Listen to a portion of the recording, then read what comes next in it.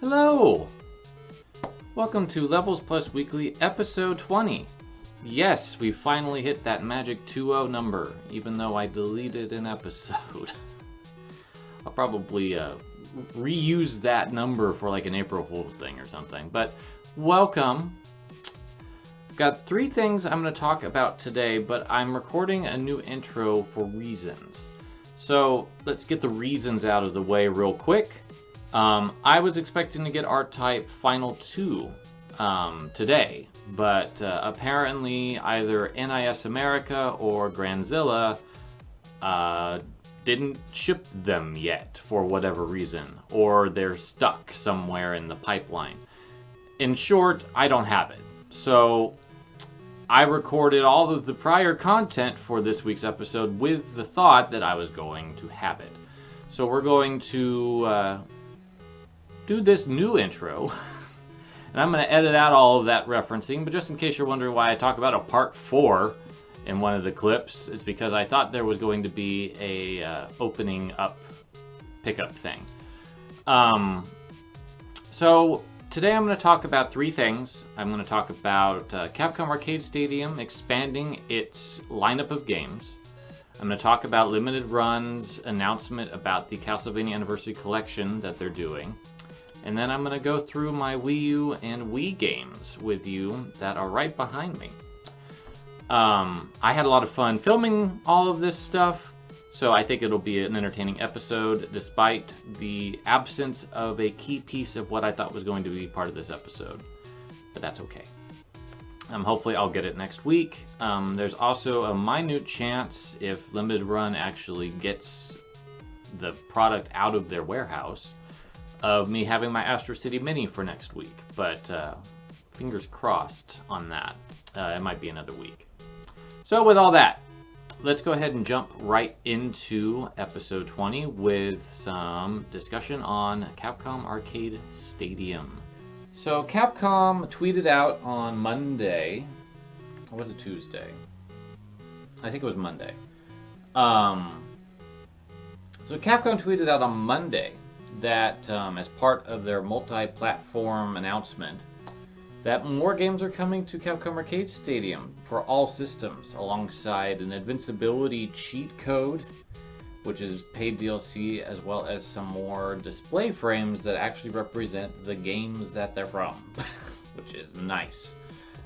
And that's also paid DLC, but they're both like 99 cents, so it's not that bad. I could throw Wii. See, I'm thinking about the Wii because I was talking about it. I could throw gold coins at that without feeling any guilt whatsoever. So that will probably be what I do. But with the thought of more games, gets me going. It gets me thinking, this is what I wanted. I wrote an article on this in December when the package was announced. What do I want to see on this? So I have 2 branches I'm going to go off of here.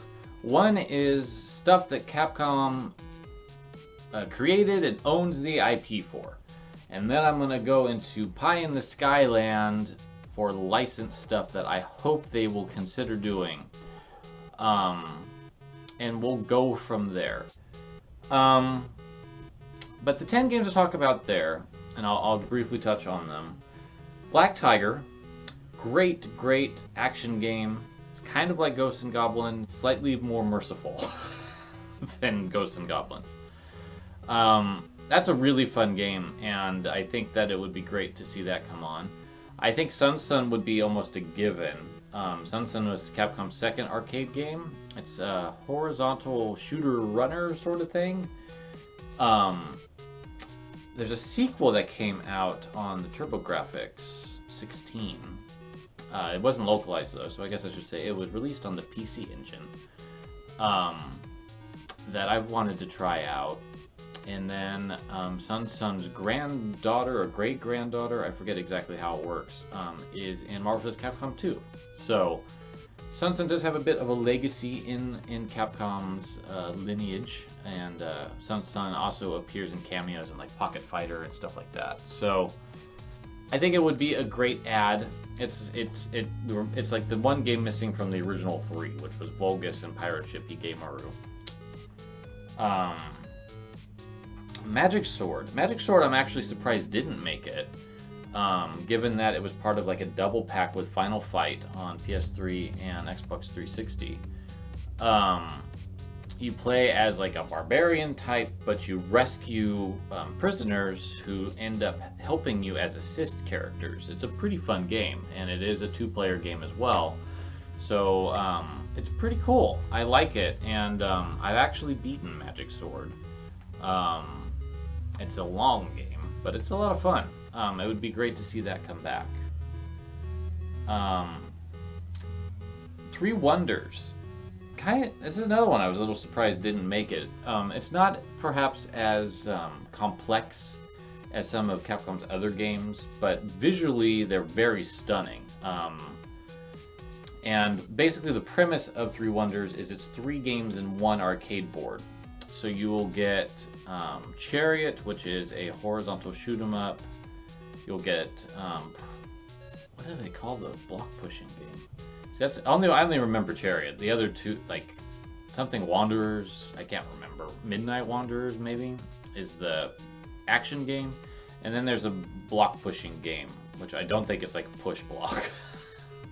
I don't remember what it's called though, and I'm sorry.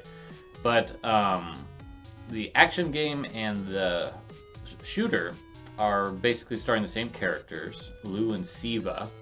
Lou would go on to be a assist character in Marvel vs. Capcom, while Siva would be the inspiration for Shiva and Cannon Spike. So, I've got trivia for days. The other game, which is a block pushing game, is a very different art style, but they definitely push the CPS2 graphical capabilities a ton with these, even if the gameplay is a little bit more on the simplistic side because they shoved 3 different games onto this one ROM.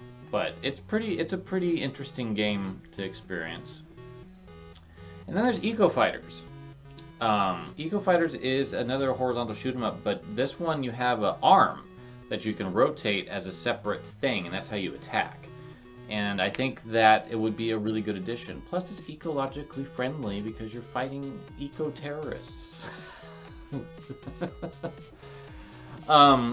Those 5 games appeared on the 2 Capcom Classics Collection titles on the PS2 and Xbox. So it would be great to see them come back. There's other games from there that I think wouldn't be a bad thing to add either. I think Quiz and Dragons would be kind of neat, especially if they brought like a Quiz and Dragons Capcom edition that was updated to 2021. That would be pretty cool. The game itself isn't the most engaging, but at the very least, I think with the ability to have multiple controllers, you could at least get 4 players a lot easier. So I think that would raise the engagement quite a bit. Block Block is another interesting game because it's basically a Breakout clone via Capcom, and it's colorful and it's fun. Trying to remember what else ended up on that didn't make it onto this. But I've got a few games that aren't on those classic collections that I think would be great. Start with Super Puzzle Fighter 2 Turbo. I'm probably thinking Quiz and Dragons and Block Block because there's not a lot of puzzle games that actually ended up coming out of Capcom. That was not really their forte. But Super Puzzle Fighter 2 Turbo is their grandiose entry into the drop style of puzzler, and it's really cute with the chibi characters from Street Fighter and Darkstalkers in it, as well as Double Lock from Cyberbots, and it's a classic. It's a classic fighting / puzzle game.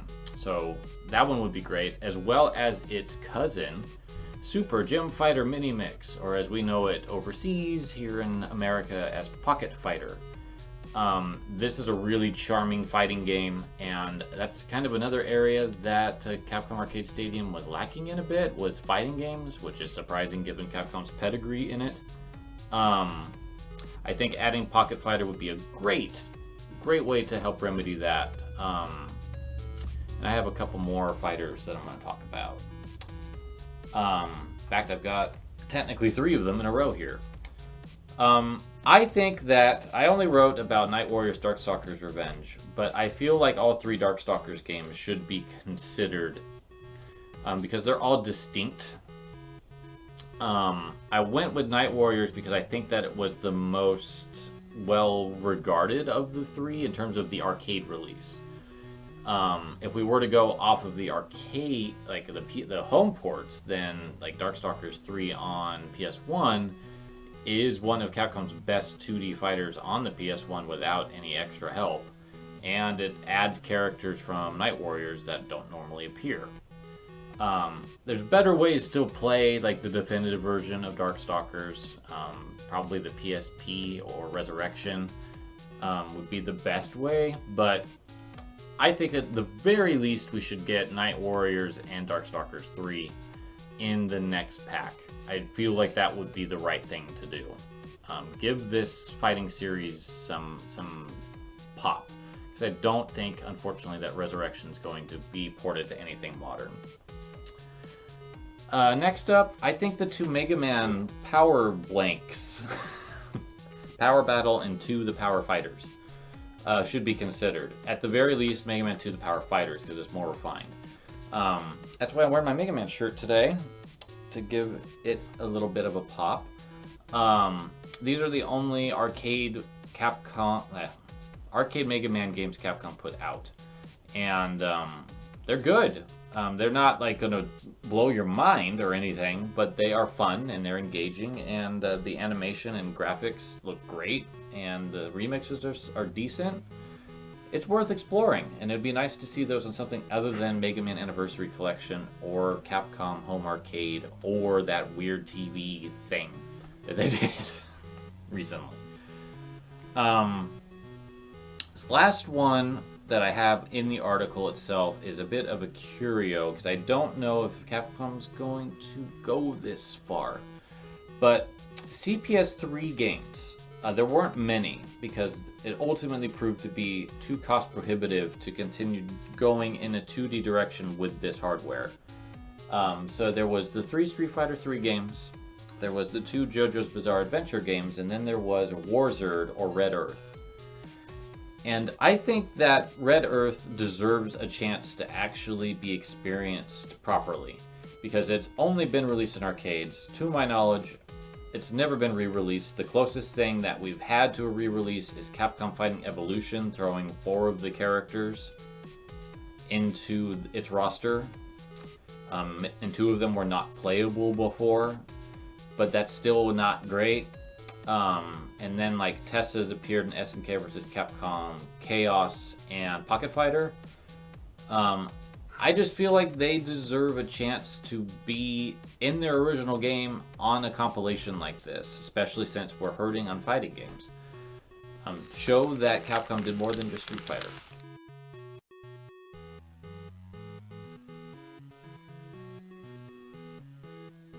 Welcome to part 3. And we're going to talk about Wii and Wii U games.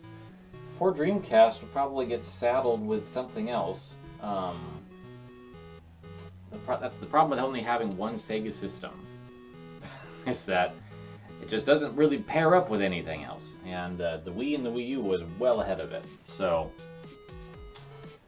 I will do my best to make sure that I'm not making things impossible to see this time, because I do have my TV on as the screen, so I'm kind of monitoring that. And I think the sound's good. So I think we're golden to go for Wii and Wii U games. Let's start with the Wii. And I'm gonna just pull out all of these, so that way I don't have to reach back there all the time. Put them right here, and we'll go in order.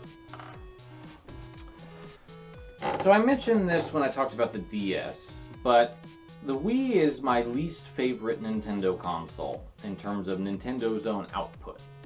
And I don't like motion controls for the majority of games. I discovered that through the Wii. It might just be because I'm left-handed, but it's not immediately intuitive to me, and certain games just were annoying to play because of the requirement to use motion controls. Case in point, Metroid Prime 3 Corruption was just ruined by motion controls. And I love the first two Prime games. Prime 1 is in my top 50 still. And Echoes is probably, if I did a 150, it would be probably in the 150. So I was really bummed out by that. And then Zelda Skyward Sword, like the over-reliance on motion controls to do everything when it wasn't smooth enough to be able to handle it properly. So I hate that game. And both of them are on my least favorite game list because of that. But even like Mario Galaxy and Mario Galaxy 2, like they are great platformers, but you have to use the Wii Remote to play the games fully. And it's kind of obnoxious. So, not a big fan of the Wii. But I do have some games that I think are excellent games that use motion controls either well or not at all. Yay! So let's start with the last story, which I've talked about on Levels Weekly, Levels Plus Weekly, I should say. And here is the actual game on the inside. It's kind of hard. There we go. And then here's the game on the inside. And let me attempt to show the box again over here because it might show better. There we go. Yes, that's much better. Love the art for this game. Adore the art for this game. This is like top 10 video game character design masterclass. Love the last story.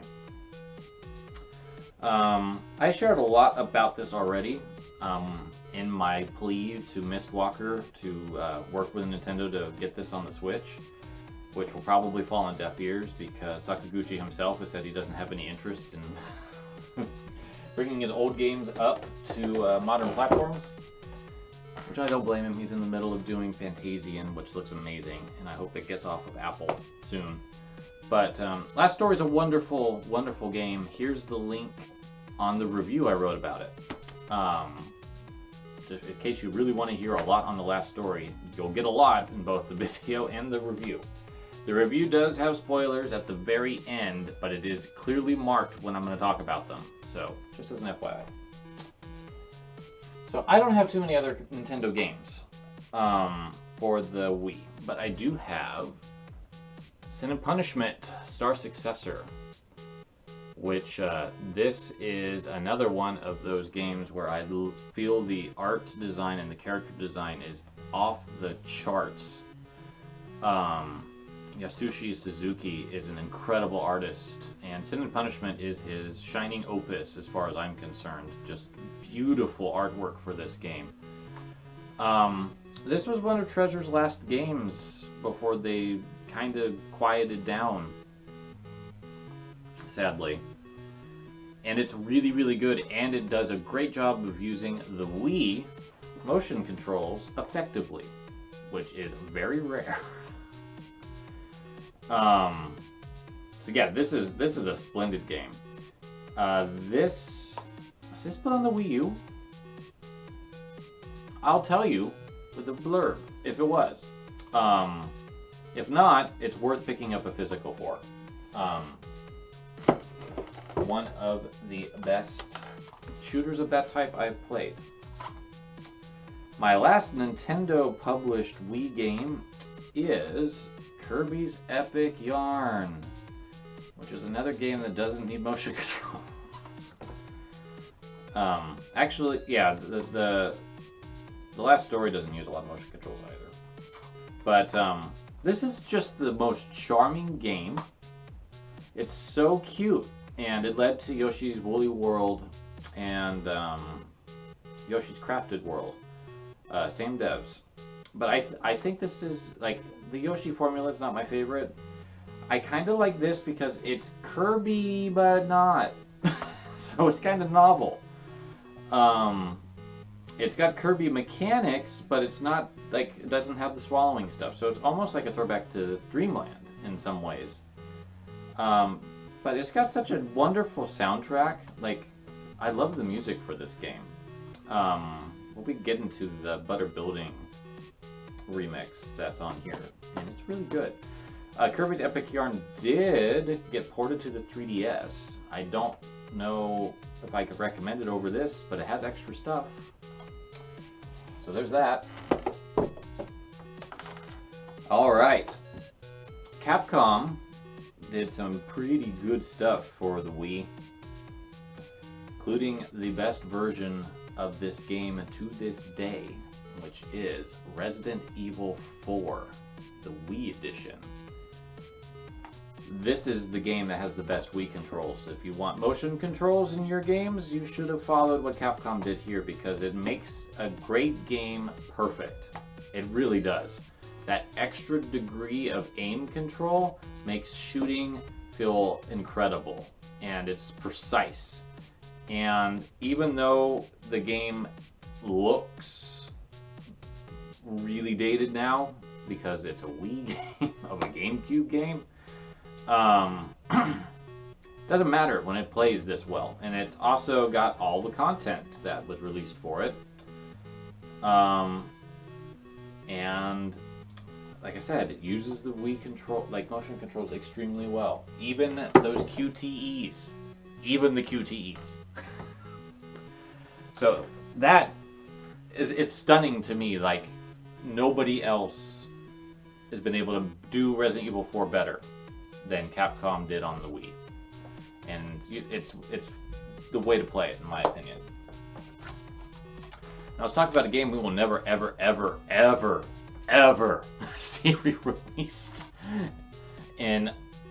unless just magic happens, which is unfortunate because it's Tatsunoko vs. Capcom Ultimate All-Stars. This is a dream game in so many levels, because Capcom didn't have to go through the effort to localize this, but they did. And it probably cost them a lot of money to get all of Tatsunoko's various licenses in America to cooperate to do this game. And it's such a cool, unique spin on the Versus series. It's different. It's so different. It's like you can see some of the Marvel vs. Capcom DNA in here, but it does some of its own stuff, like the Baroque system, which I still don't really know how it works. Goes back down to a 2v2 setup. Was the first fighting game with Zero in it. And Zero's level 3 in this game is infinitely better than anything Marvel 3 or Infinite tried to do. And also introduced Frank West, which was disappointing because they kept him. But this is the fighting game for the Wii. Like Brawl stumbled with its tripping and other elements, but this is the one. This is the one for you if you like Capcom fighting games. This is an interesting game. This is Dragon Quest Swords. This was the sole Dragon Quest game released on the Wii in America. And this was one of the few that Square Enix themselves published in recent times. Nintendo has been very much Dragon Quest's publisher on their systems, beginning with 6. And then they did, well, beginning with 9, I guess. So 9, 6, 7 and 8, and 11 were all published by Nintendo. I think the Builders games are too. So this was like the last console game that Square Enix released in the series themselves.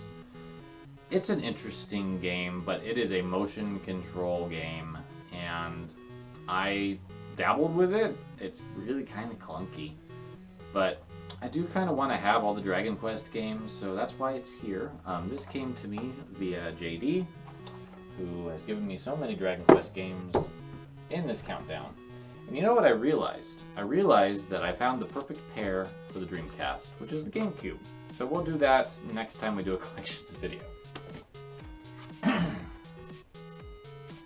Next up on the docket is not a Dragon Quest game, but it is. It's Fortune Street.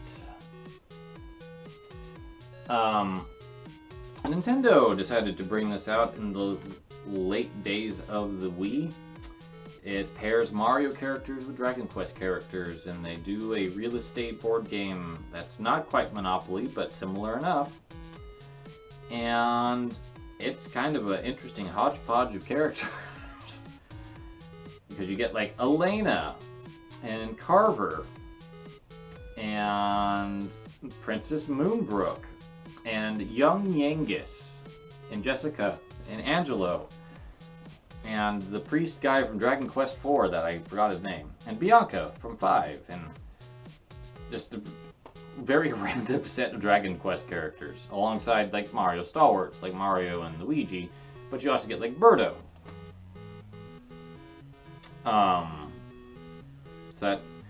I dabble with this briefly, but not deep. This is a multiplayer game, and JD was also kind enough to sell this to me as well. So I think I got this at the same time I got Swords. All right. Next up on the list is the last Dead Space game I have. I talked about it kind of offhandedly when I was talking about 1 and 2 on the PS3. But Dead Space Extraction is a really good rail shooter for the Wii, and it's one of those games that's kind of like Resident Evil 4, where they got it to work really well with the Wii control scheme, and it's a lot of fun.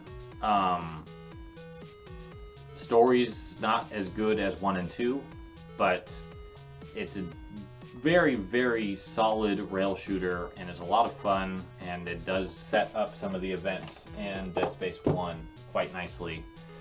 And if you don't have the fancy edition of Dead Space 2, or you don't want to buy the gussied up port on the PS Store, you can go for the Wii one, because I think the motion controls in that are pretty good. Alright, we're getting into what I like to call Obscurity Corner. These last 3 games are ones I highly recommend you check out. The first is A Boy and His Blob. The nice thing about this is no longer a Wii exclusive. You can get this on the PS3 and the Xbox 360, I believe, with slightly fancier graphics. But this is almost hands down the nicest looking Wii game out there in terms of its visuals. It is gorgeous. This is a way forward game, so that might explain it a little bit. And it is a brilliant reinvention of the clunky NES game with very charming visuals, a revamped gameplay system where it's like level-based versus a gigantic overarching map. The jelly beans are much easier to figure out, and it's a puzzle platformer now. So it's great. This is a wonderful game. I love it so much. It's in my top 111. And it's got a hug button. Because goodness knows, we need more hug buttons in video games. Alright, next up. This is probably the least I could recommend of these 3, but it's still a pretty good thing for what it is. This is Data East Arcade Classics. This has 15 Data East games on it, including Burger Time, Bad Dudes, Caveman Ninja, Heavy Barrel, Burnin' Rubber, Lock and Chase, Crude Buster, Street Hoop, Wizard Fire, Magical Drop 3, Lock and Chase, Express Rider, Secret Agent, and Peter Pepper's Ice Cream Factory. So those are all the original names. Caveman Ninja is better known here as Joe and Mac, and Crude Buster is also known as Two Crude Dudes. Data East had fun with its localization, I do have to say. This is a pretty decent compilation for Data East stuff. I like Burger Time quite a bit. Magical Drop 3 is a really good puzzle game, and one that I actually like. Wizard Fire is a pretty fun overhead action game. Secret Agent is actually one of the best like Shinobi / Rolling Thunder types out there. Really like that game quite a bit. Surprisingly so, actually. Oh, and I forgot Side Pocket. Side Pocket's a very solid pool game. So I would say it's worth it for those. Bad Dudes is also totally fine. Flat plane beat 'em up, and Caveman Ninja's okay. There isn't like a bad game on here. Maybe Express Rider, which is like Karate Champ, but set in the West. Data East licenses are just scattered all over the wind. So just the thought of trying to actually do something definitive with them is almost impossible. So this is a good attempt at bringing together some of what Gmode has.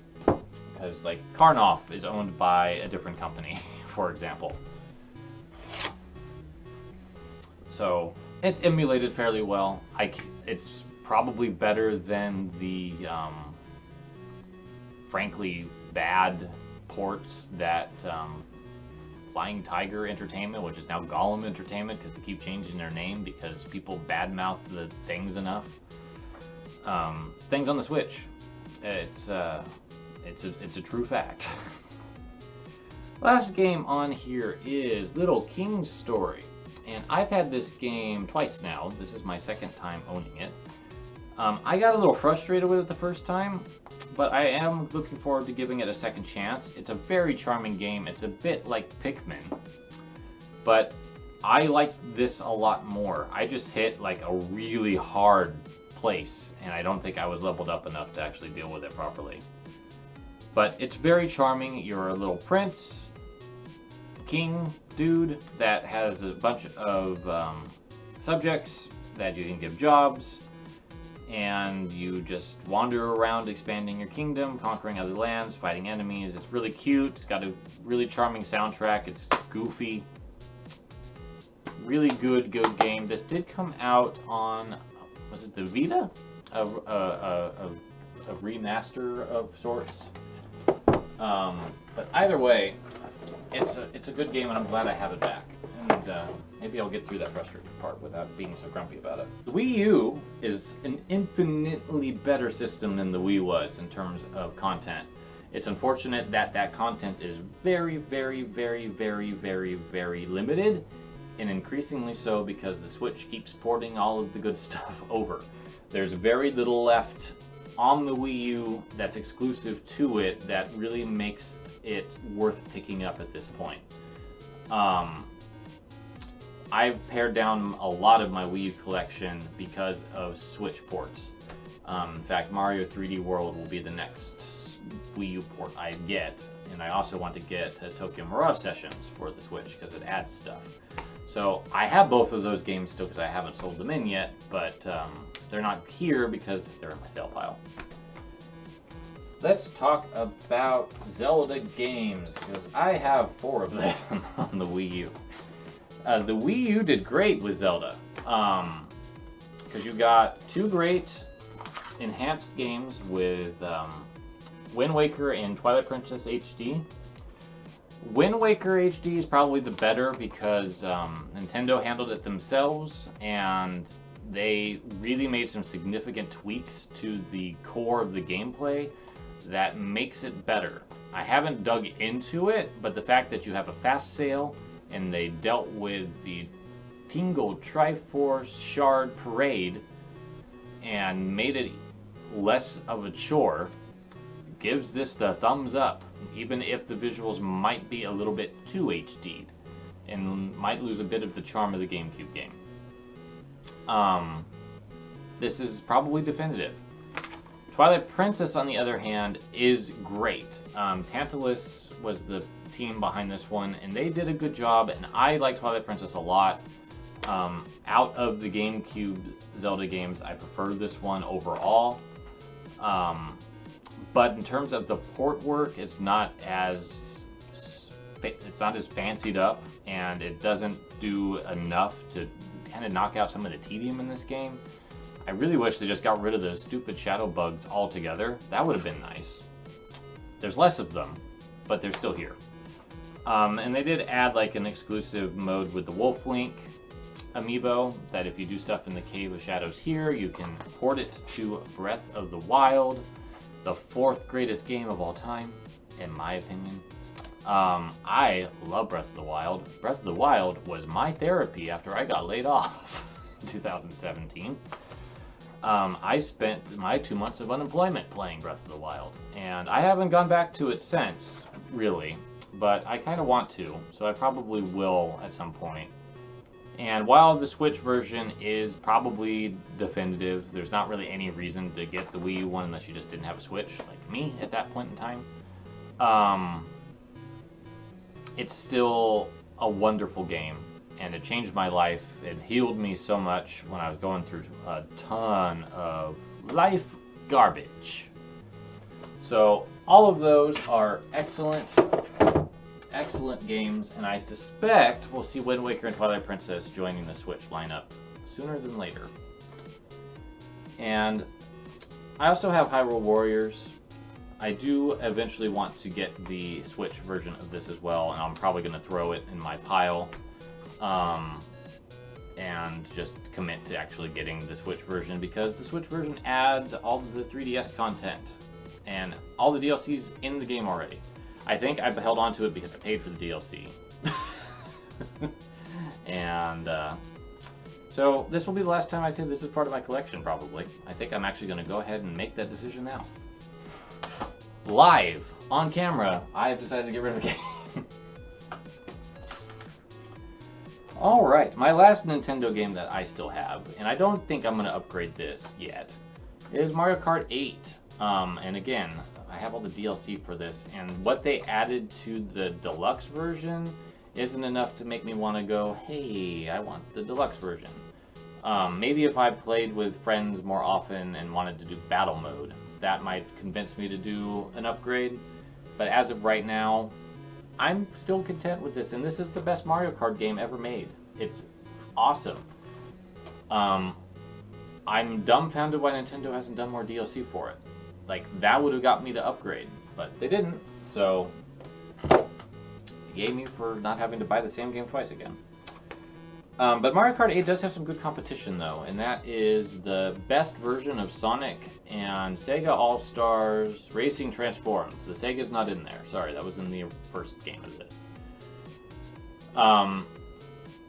If you know me, you probably know why this is here.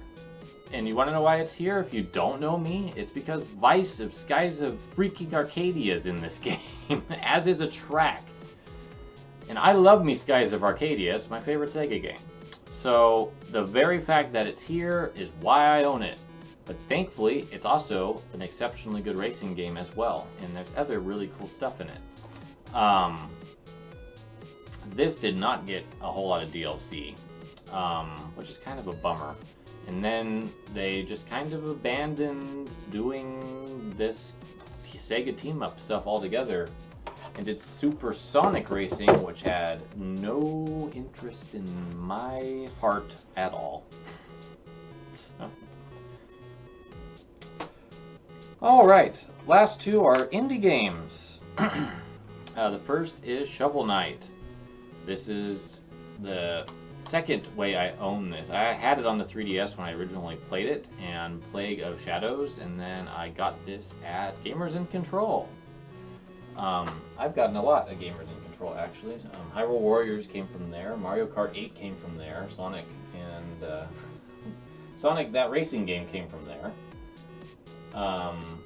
Wind Waker, I think, came from there, as did my next game. So a lot came from Gamers in Control of my Wii U collection, including a lot of the stuff I'm getting rid of. For Shovel Knight's a top 20 game for me. I still haven't got around to King of Cards yet. I suppose at some point I will, but it just hasn't happened yet. I also have all of the amiibo save King Knight because I gave that to a friend for Festivus. Because King Knight's my least favorite of the playable knights, and that's probably why I'm not that interested in playing Kings of Cards. So, but I love Shovel Knight, especially the core game with the body swap stuff. More games need to do that. Last but not least for the Wii U, and last but not least for this video, is the Steam World Collection. This bundles Steam World Dig 1, and SteamWorld Heist with its DLC. And this is a splendid set of games. In 2019, I played practically all the SteamWorld games that were available. So I played Dig, Heist, and then Dig 2, almost in succession. And all of them are fantastic to exceptional. Dig is the fantastic one, because I think Dig 2 polishes up what this does really, really nicely. Fun game. It's explore them up as you do digging, looking for treasure. And you just keep going down, and it's pretty fun. Heist is amazing. Heist is my favorite SteamWorld game. It's in my top 50. I want to say it's even in my top 30. It's just smart strategy game. I love how this game plays, and the soundtrack bringing in Steam Powered Giraffe was a stroke of brilliance, because they are the most fitting band for the SteamWorld universe. If you haven't played Heist, highly recommend it. You can get it on the Switch. It's often on sale, but I am very content with my Wii U version of those first two games. So that's the Wii and the Wii U stuff that I have physically. I have a lot of Wii Virtual Console stuff, as well as Mega Man 9, Castlevania The Adventure, Rebirth, Contra Rebirth, and possibly one other WiiWare exclusive that I'm not remembering.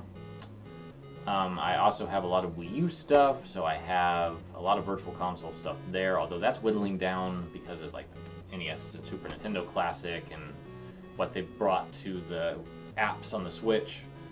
But I have like DuckTales Remastered and Shantae and The Pirate's Curse and Yearwalk. A couple other indie games on there as well. I think the Wii U lived too short a life, but at the same time it brought forth the Switch, which is my favorite system of all time. And eventually we'll get to this gigantic row of games that I have a hard time even imagining getting rid of any of them, except maybe a couple, which I'll probably do before we get there. Next time we'll do the GameCube and the Dreamcast. I think that's a good pairing because the GameCube was right after the Dreamcast. And honestly, in some ways, the GameCube reminds me a lot of the Dreamcast, if Nintendo did the Dreamcast. So I think that's a good fit. And then eventually we'll get over to the Switch, and then over to this cabinet, and we'll cover all the NES and Super Nintendo stuff that's hanging out over there. That NES one's going to be a long video because of all the Famicom cards that I've acquired.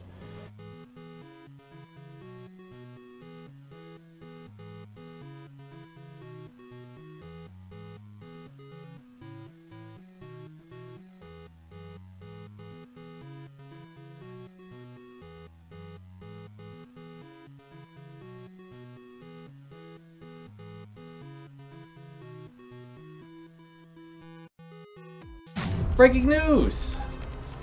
And it's dark, and I changed these shelves. Because today is apparently Castlevania Day. And by today I mean April 29th, Thursday.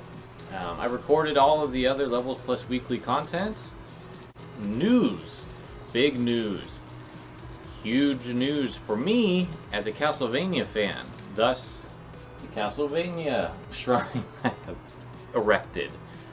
So two things happened today related to Castlevania. The first is they showed the 4th season of the anime's trailer, which gave, for people who've been following that, since it's a Netflix show and I don't have Netflix, I've kind of not been that interested in following it. I liked the first season, but haven't followed it since. And apparently Warren Ellis is a sex pest, so it makes me a little less enthusiastic to go watch more of what he wrote.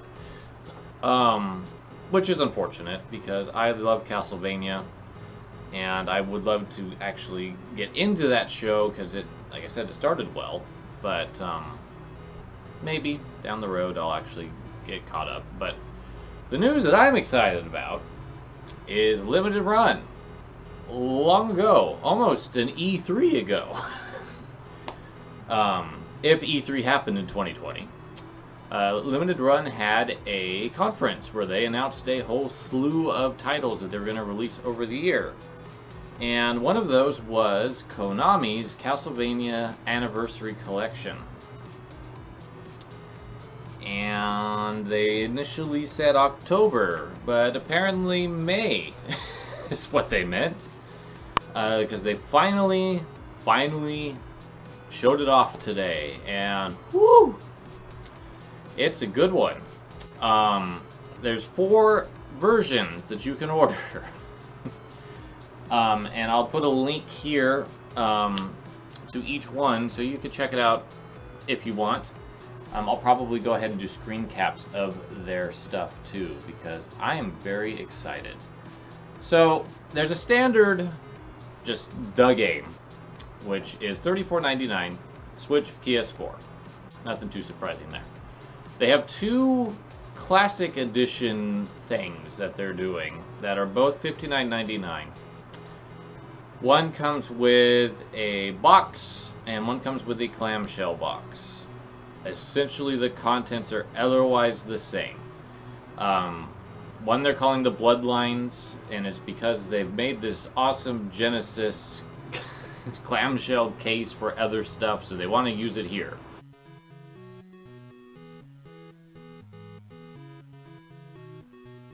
Both of these include a reversible 18 by 24 inch poster of Castlevania and Castlevania 3's cover art for North America. So that's pretty rad. There's an original soundtrack which collects music from all of the games that are included, which, in case you don't remember, is Castlevania, Castlevania 2 Simon's Quest, Castlevania 3 Dracula's Curse, Castlevania Adventure, Castlevania The Adventure of Belmont's Revenge, Super Castlevania 4, Castlevania Bloodlines, and Kid Dracula for the Famicom, localized for the very first time. So that'll be music, I'm assuming, from those. You'll also get a retro-style dust sleeve with the limited classic edition, which is a big box modeled like Konami's silver style with brand new art by Tom Du Bois, who did the artwork for many Konami games, including Castlevania 3 Dracula's Curse, Super Castlevania 4, and I want to say Castlevania Bloodlines. I believe those were all him. The clamshell gets rid of this silver part and does just kind of a green background, which is nice and it works well with the Genesis motif they're going with. But if I were to go for this one, I would probably just get the limited classic edition because I love that Konami NES flavor. However, they didn't stop there. They did not stop there at all. They went a step further, and they went with an Ultimate Edition.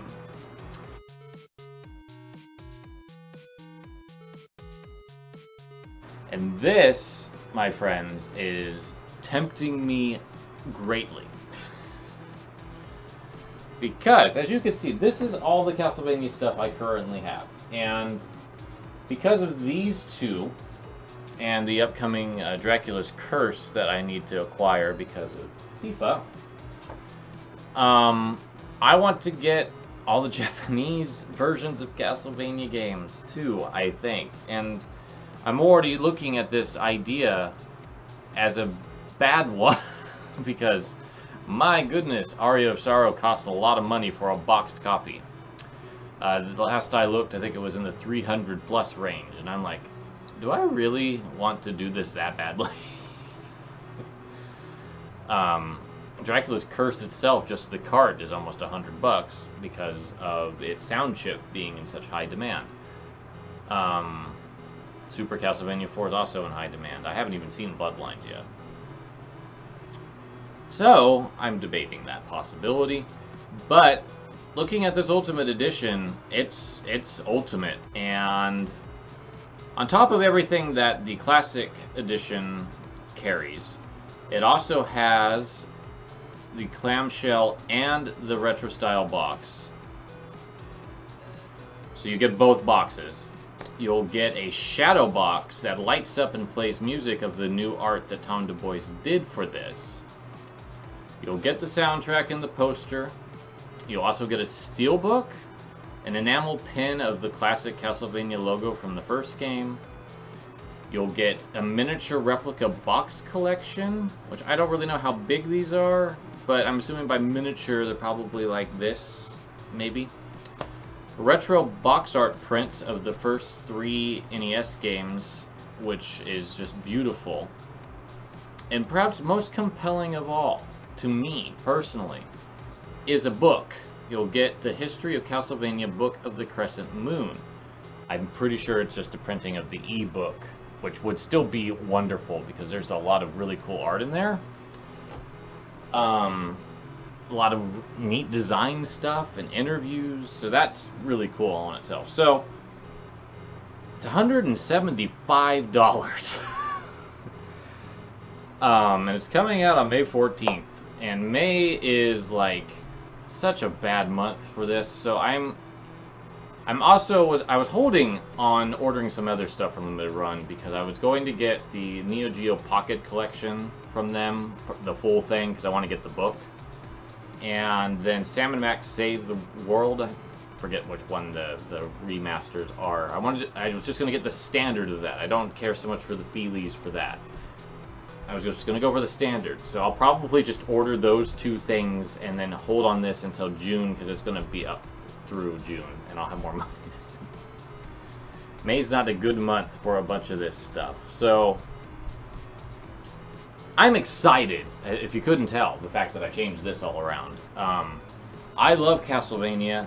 It's rare to see this level of stuff coming out for it, like at this level, celebrating the series. So this is just like, ooh, and I will so hang up that poster of the original Castlevania box art. I've got Soma, my Aria of Sorrow poster I got from Nintendo Power way back when. That's hanging up, but I would love to have the original Castlevania box art. We've got some cat shenanigans going on. So thanks for hanging out with me through this entire episode and joining me for quite the run of stuff. Hope you have a wonderful week, and we'll see you next time.